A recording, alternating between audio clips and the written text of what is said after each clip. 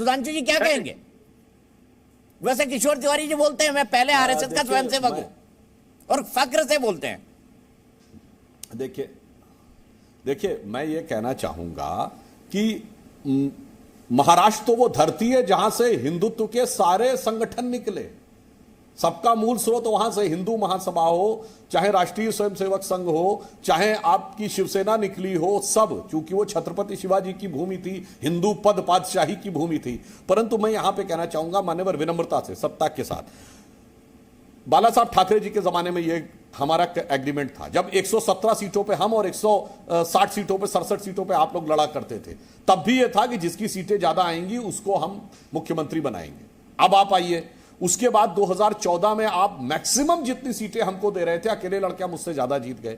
जब Mumbai municipal corporation BMC का election हुआ, केवल शिवसेना की हमसे 2-3 सीटें ज्यादा थी, पर हमने निभाया कि आपकी सीट ज्यादा है तो चेयरमैन आपका होगा। और फिर विनम्रता से याद दिलाता हूं, मनोहर जोशी जी लोकसभा के अध्यक्ष बने थे। आप सोचिए, शिवसेना जो क्षेत्रीय पार्टी है महाराष्ट्र की, वो कभी सोच सकती थी कि उसका स्पीकर होगा लोकसभा में? हमने पूरा मान सम्मान दिया।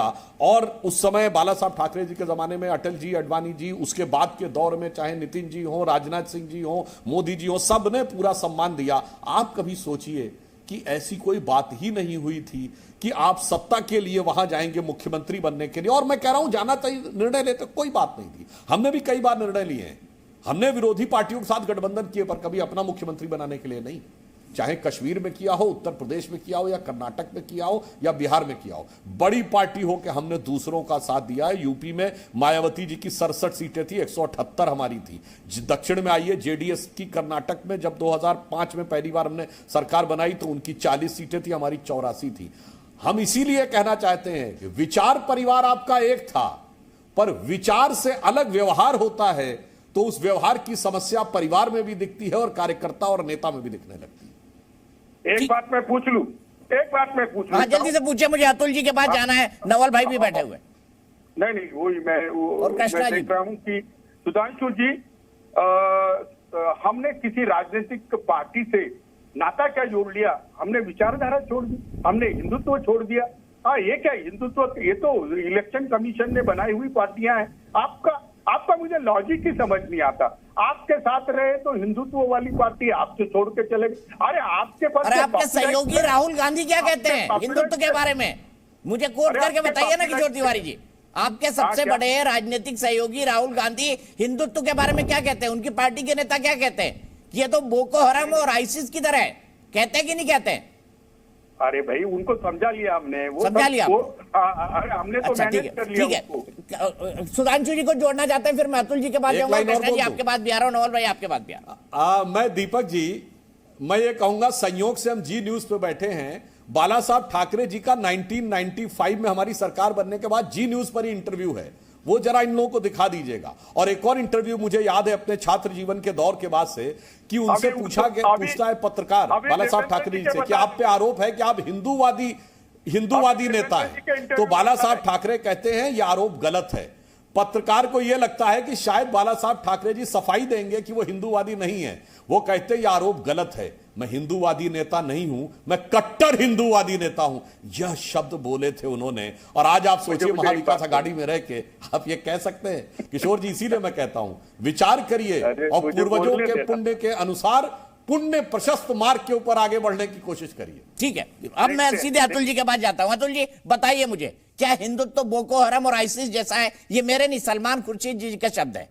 हिंदू और हिंदुत्व, राहुल गांधी भी हिंदुत्व के बारे में क्या क्या बोलते हैं? हिंदू आतंकवाद को गढ़ के आपने हिंदू आतंकवादी भी क्रिएट कर दिए। 9 साल प्रज्ञा ठाकुर जेल के अंदर भी रही बिना चार्जशीट के। क्या कहेंगे अतुल लोंढे जी आपका?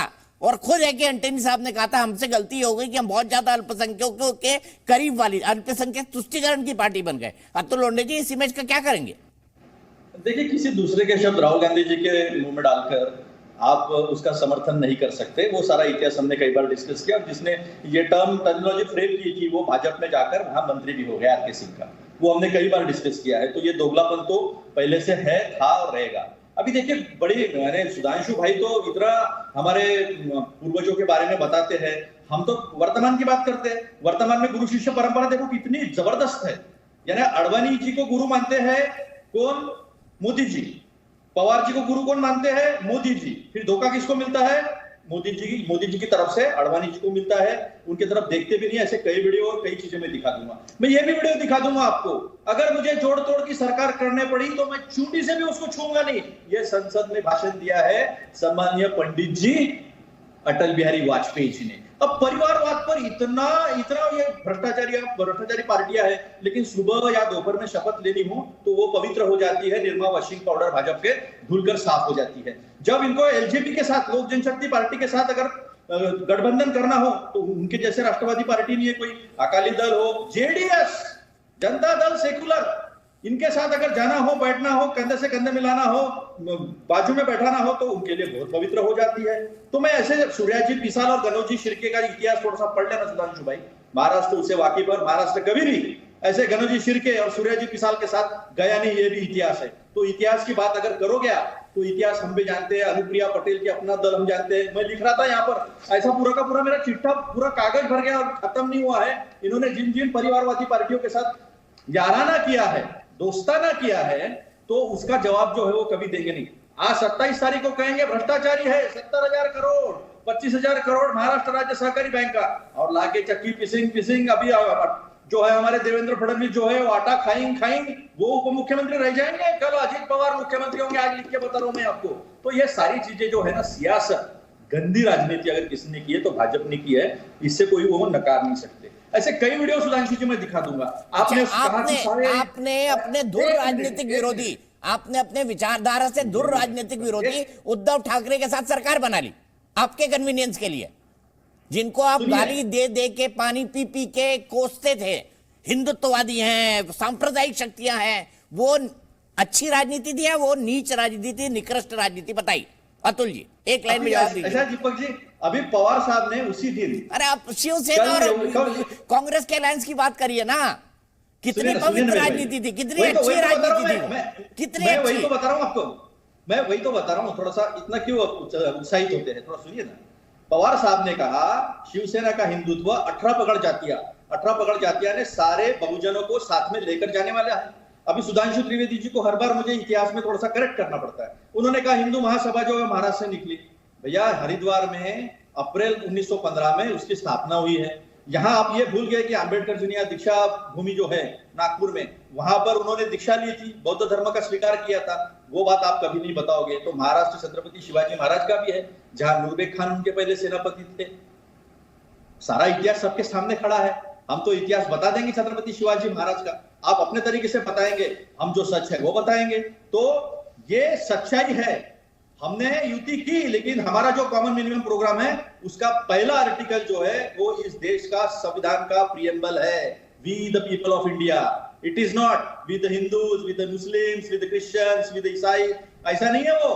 We the people of India, जो इस देश में रहता है वो इस देश का नागरिक है। और जो सरकार आएगी वो सरकार उस नागरिक के हित के लिए, चाहे वो स्वास्थ्य हो, शिक्षा हो, सारी चीजें जो है वो समान हक से बांटेगी। Equal and equitable distribution. ये मेरे सवाल को खा गया। जी न्यूज़।